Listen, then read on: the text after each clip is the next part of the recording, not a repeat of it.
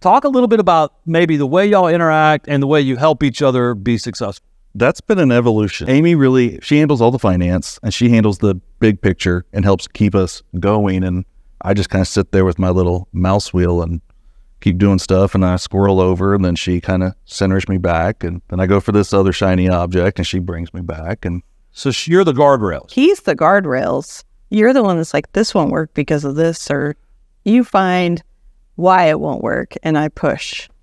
Well, let's figure that out. Those are just detours.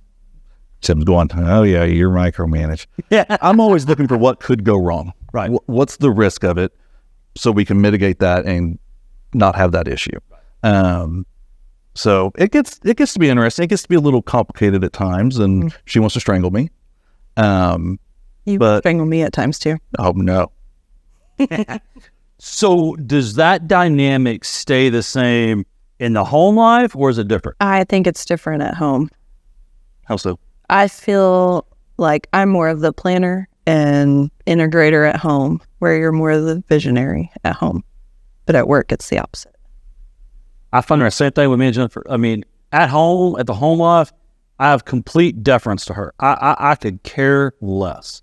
I mean, I even told, like, she's one of those nesters. Like, she's always like, oh, I got $100. All right, 10 goes here, 10 goes here, 10 goes here, 10 goes here. Like, she's just super detailed. And our kids got all these 401ks and IRAs and SEPs, this and that, and I don't even understand it all. I just joke around it. As long as my debit card works, I'm good, right? And I don't spend a lot of money. Yeah. But in the business side, like, I need to know where everything is. I need to know every number, every detail. Like at RCN, I'm just married to the percentages, right? It's how many appraisals, how many paid, how many this, how many that. Like, it's just because you can, if you order 50 appraisals today, you can forecast that output in 36 days from now. Like, you know that, half of those loans are going to close 36 days from now. That's what she's doing on a daily, I say daily, on a constant basis at work. And she knows exactly what's going on with our acquisitions and our dispositions and our rentals and our rehabs. She knows all those numbers, and she's the one that's involved in those all the time. But talk about, maybe it's never all roses in the last 10 years, some challenges that you've had to get past in the business that it was either really beneficial that your partner was your spouse, or maybe the opposite, like having your partner as a spouse. Can I take that put a little twist on it? However you want. A couple years ago, we all get stressed at times. We all kind of get some of that fatigue. Right. And I was going through, I don't even remember what was going on at that point, but I was so stressed and I was feeling burned out, and just kind of that helpless feeling that everybody gets sometimes. Yeah. And she was trying to help me, but it just wasn't resonating.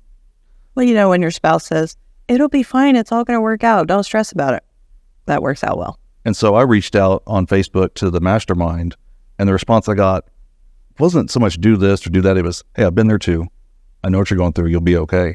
That helped me calm down. Then I went back and I was like, I'm so sorry. You're here. We're talking. Let's get back to it. Let's work together. And having that relationship made that a lot easier. Whereas if it was just a third party partner, that would have been a lot more difficult to come back and right. like,